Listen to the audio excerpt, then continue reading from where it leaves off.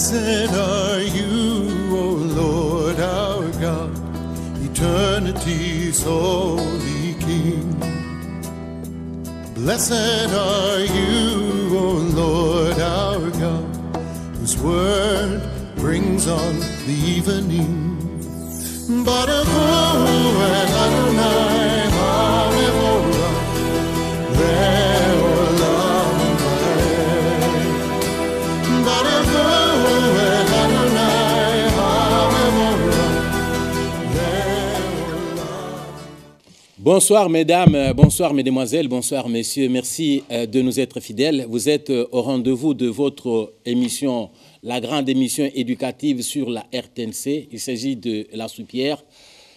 La fois dernière, je crois que vous étiez nombreux à réagir positivement suite à la thématique qui vous a été proposée par le révérend pasteur Benjamin Aoka, le 7 barrières à la bénédiction. Vous aviez été édifiés. Toutes vos réactions, nous les avons donc prises en considération. Nous aurons l'occasion de nous prononcer peut-être la semaine prochaine quand nous serons en concertation proprement dite avec le bien-aimé de Dieu. Il s'agit du révérend pasteur Benjamin Aoka. Alors, pasteur Benjamin, bonjour. Bonjour, merci beaucoup encore pour cette nouvelle rencontre. Merci beaucoup pour tous les téléspectateurs. Merci beaucoup pour les studios. Merci pour tous ceux qui sont derrière nous pour nous aider et surtout pour vous tous téléspectateurs qui nous suivez, qui nous encouragez à tout moment. Merci à vous, papa, pour m'avoir aidé à faire sortir tout ce qui était en moi. En tout cas, je suis très content encore aujourd'hui pour cette occasion que vous m'offrez. Merci beaucoup. Pasteur, je crois savoir que de ces jours, vous allez procéder à l'ouverture du dialogue dans le couple. Mais bien avant cela, à qui attribuez-vous la faute entre l'homme et son épouse? C'est compliqué cette histoire de mariage. Et c'est d'ailleurs ça qui tue plusieurs mariages. Quand vous arrivez au tribunal, vous demandez à un homme, il dit, mais vous êtes venu ici faire quoi? Il dit, je suis venu divorcer. Divorcer pourquoi? Il dit, à cause de ma femme, je ne supporte plus. Quand vous voyez une femme chez elle en famille, elle a fui, vous lui posez la question, il dit, mais c'est quoi? Qu'est-ce qu'il y a? Qu'est-ce qui ne va pas? Pourquoi tu n'es pas chez toi alors que tu es déjà marié? Il dit, non, l'homme que j'ai, ça, il est impossible. À un certain moment, on se pose la question, mais c'est à qui la faute? Et ça n'a pas commencé aujourd'hui. C'est depuis le jardin d'Adam. La première visite que Dieu a visité les couples, c'était un scandale. Dieu arrive, il pose la question à Ève. Il y a un problème ici, qu'est-ce qui ne va pas? L'homme dit que non, ce n'est pas moi, c'est la femme. Et Dieu vient chez la femme, il pose la même question. Mais qu'est-ce qui ne va pas ici? La femme dit que ce n'est pas moi, c'est le serpent. Vous voyez, à un certain moment, c'est la caractéristique des hommes. Jusque-là, personne ne veut reconnaître sa faute. Donc l'objectif de cette émission, nous voudrions aider chacun à reconnaître sa propre responsabilité. Et c'est ça même l'ouverture du dialogue. Si les gens aujourd'hui ne dialoguent pas, c'est parce que chacun pense qu'il a raison. Au fait, nous sommes dans un monde de raisons. Qui a tort et qui n'a pas tort? Qui a raison et qui n'a pas raison? C'est en fait ça ce que nous voulions dire. Aujourd'hui, peut-être la réponse viendra pendant toute cette émission. Nous aurons certainement la réponse et on saura réellement qui a raison et qui a tort. Merci. Pasteur, est-ce que vous vous êtes déjà rendu compte pour savoir donc, quelles sont les origines des conflits entre l'homme et son épouse? Il y a plusieurs sources de conflits entre l'homme et la femme. Il y en a plusieurs. Il y en a tellement plusieurs qu'à un certain moment, on risque de dire même que la raison, le cœur a ses raisons que la raison ne connaît pas. Donc, à un certain moment, on ne sait pas. Mais généralement, les simples conflits, c'est souvent lié à l'amour et au manque de soumission. Ce sont les plus grands conflits. Et généralement aussi au manque de moyens financiers.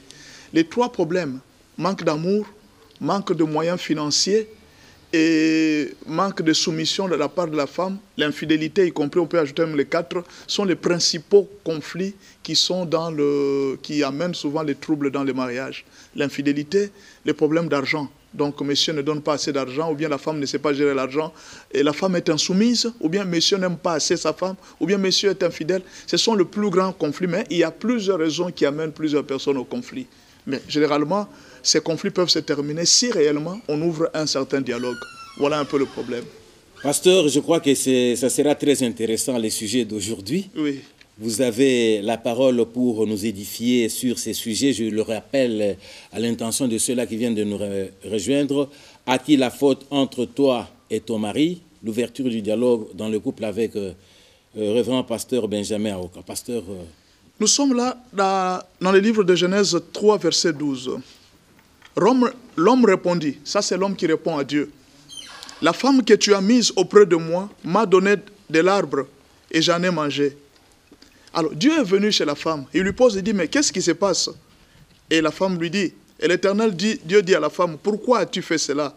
La femme répondit, le serpent m'a séduite et j'en ai mangé. Vous allez vous remarquer que l'homme, on lui pose le problème. Qu'est-ce qui se passe? Il dit, c'est pas moi, c'est la femme. La femme, on lui pose le problème. Qu'est-ce qui se passe? La femme dit, c'est pas moi, c'est le serpent. C'est généralement ce qui arrive aujourd'hui dans plusieurs couples. Quand vous trouvez un problème, vous posez la question au mari, pourquoi vous avez toujours des troubles, vous ne vous entendez pas? Il dit, c'est le genre de femme que j'ai épousée. Je suis tombé sur la plus mauvaise femme dans ma vie. Je ne sais pas quelle malchance j'ai eu à épouser une telle femme. Vous arrivez à vous poser la question à la femme, mais pourquoi toi aussi vous avez toujours des conflits avec ton mari? C'est comme si tu ne respectes pas ton mari. Elle va te dire, il dit non, ça c'est un mari impossible. Ça c'est vraiment un mari impossible. Je ne vais pas supporter vivre longtemps avec cet homme. Mais en général, à qui alors cette faute? La faute est-elle à son mari ou la faute est-elle à la femme? C'est ce que nous voulons découvrir. C'est une situation qui arrive généralement. Alors, regardons d'abord la recommandation universelle que Jésus a donnée à tout le monde. Nous allons lire ce que Jésus a dit. Et nous allons découvrir petit à petit à qui attribuer la faute. Quand les choses ne vont pas dans les foyers, la faute est à qui? Je voudrais aujourd'hui que chacun prenne conscience de savoir, non, c'est ma faute. L'autre dit que c'est ma faute. Et alors, vous allez commencer le dialogue. Mais tant que tu n'as pas encore découvert à qui appartient la faute, vous pouvez même jusqu'à vous séparer. Vous arriverez même devant les juges. La femme dira toujours que je suis innocent. L'homme dira toujours que je suis innocent. Mais en même temps, vous êtes en train de vous séparer en étant innocent. Tout simplement pourquoi? Parce que chaque personne ne veut reconnaître sa propre faute. Jésus dit ceci. Je suis dans le livre de Matthieu 7, verset 3. Pourquoi vois-tu la paille qui est dans l'œil de ton frère et n'aperçois-tu pas la poutre qui est dans ton œil? Matthieu 7, verset 4. Ou comment peux-tu dire à ton frère, laisse-moi ôter la paille qui est dans ton œil, toi qui as la poutre dans le tien? Hypocrite, ôte premièrement la poutre de ton œil, et alors tu verras comment ôter la paille de l'œil de ton frère. Regardez les termes que Jésus utilise. Il appelle hypocrite toute personne qui a l'habitude de voir la faute chez les autres. C'est-à-dire, quand tu as l'habitude de voir la faute que seulement chez ta femme, la Bible t'appelle hypocrite. Quand toi, on te pose la question, mais qu'est-ce qui ne va pas? C'est mon mari. La Bible t'appelle hypocrite. Avant de condamner une personne, avant de reconnaître la faute de quelqu'un, commence à voir d'abord la faute qui est en toi. Comme nous sommes en train de parler de généralité, vous pouvez poser même la question aux Congolais aujourd'hui. Pourquoi votre pays ne marche pas? C'est la faute du président. Pourquoi votre pays ne marche pas? C'est la faute du gouvernement. Mais pourquoi quand il pleut, il y a des eaux partout dans les rues? C'est parce que le gouvernement, les gens aiment manger l'argent. Mais vous allez voir que la population oublie qu'elle est la première à jeter les immondices dans les terrassiers. La population ne voit jamais sa faute. La population ne voit jamais sa responsabilité. Mais elle jette facilement la responsabilité auprès des dirigeants. Le problème est partout, c'est un problème universel. Vous pouvez venir dans cette entreprise, les choses ne marchent pas. Vous demandez au chef, mais chef, pourquoi les choses ne marchent pas? Il dit, ce sont ces gens ici, ils ne savent pas travailler, ils ne produisent rien. L'argent. Ils sont là, ils sont en train de voler, ce sont des voleurs. C'est partout. C'est-à-dire, quand on pose la question au chef, mais pourquoi le pays ne marche pas? Il dit, il n'y a que des voleurs partout. Et partout, il n'y a que des voleurs. On va poser la question aux dirigeants, aux ministres, mais pourquoi les choses ne marchent pas? Ah, c'est elle qui fait ça. Et personne ne reconnaît sa faute. Le jour où les gens vont commencer à reconnaître leur faute, leur responsabilité, c'est alors que les choses vont commencer à bien avancer. Si les choses aujourd'hui n'avancent pas dans les généralités, généralement, c'est à cause. Regardez, on peut lire dans ce livre de Luc 15, verset 17.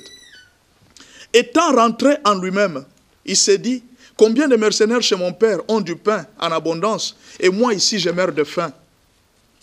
Regardez, c'est un jeune homme, on connaît toute cette histoire. Cette histoire, c'est d'un jeune homme qui s'était décidé d'abandonner son père et d'aller vivre ailleurs avec son argent. On appelle le fils prodigue. Cet enfant est parti. Il est parti. Un jour, il s'est rendu compte qu'il était devenu pauvre. La Bible dit qu'il est rentré en lui-même. Il souffrait. Aujourd'hui, votre foyer est en train de souffrir. Aujourd'hui, vous êtes en train de souffrir, ça ne va pas dans votre foyer. Vous sentez vous-même que les choses ne marchent pas. Vous souffrez. Tel que vous êtes là, vous êtes en train de souffrir. Vous et votre femme, vous ne vous entendez plus. Vous et votre mari, il n'y a plus d'amour comme avant. Vous souffrez tel que vous êtes là. Mais le problème, c'est quoi? Chaque fois que la femme est dans son lit, elle regarde, pourquoi j'avais épousé cet homme? Si je souffre, c'est à cause de lui.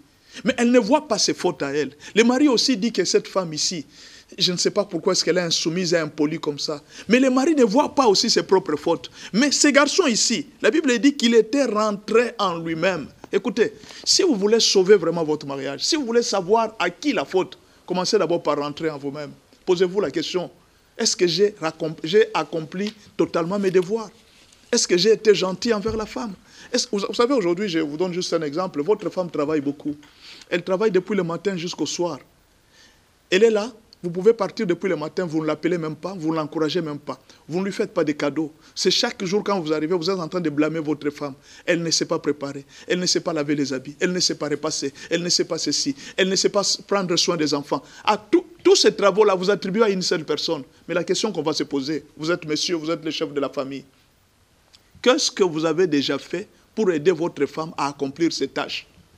Il y a parmi vos amis maris qui aident leurs femmes, peut-être à faire les devoirs des enfants. Vous laissez les devoirs à la femme. Vous laissez préparer la nourriture à la femme. Laver les habits, la femme. Repasser les habits, la femme. Torchonner la maison, la femme. Prendre soin du lit, la femme. Tout, la femme. Et vous allez chercher l'argent, c'est vrai, vous faites un bon travail. Mais si vous êtes dans un couple, vous pouvez aussi regarder votre part. Vous pouvez aussi regarder ce que vous êtes en train de faire. Vous aussi, femme, vous êtes à la maison, vous êtes en train de condamner votre mari. Il ne s'occupe pas de moi. Mais quand il rentre là, vous ne prenez pas soin de lui.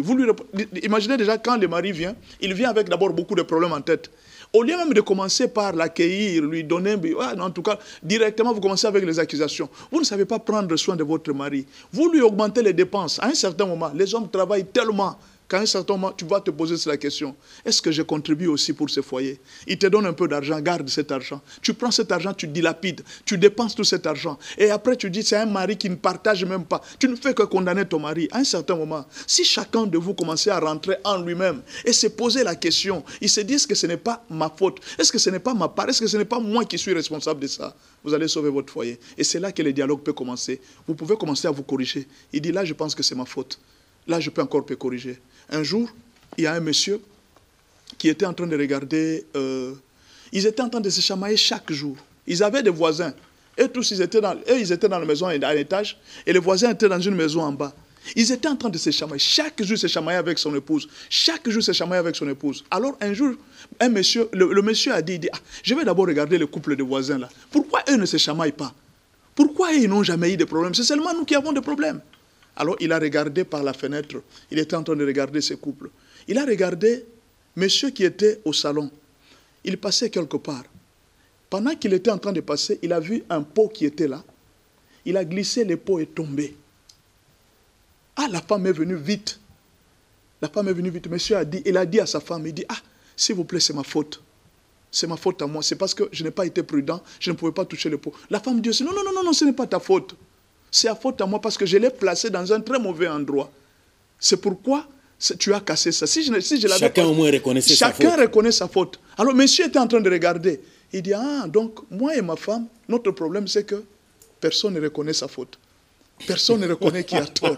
Eux au moins ils reconnaissent chacun sa faute. C'est pourquoi ils ne se chamaillent pas. Alors depuis lors, monsieur a pris la décision. Donc quand je serai avec ma femme, je chercherai plus à chercher qu'est-ce que moi je fais, quelle est ma part de responsabilité dans ça. Ma femme aussi peut reconnaître. Alors, le grand problème aujourd'hui, les femmes ne reconnaissent pas leurs fautes. Le mari lui dit, écoute, la nourriture n'a pas été bien préparée.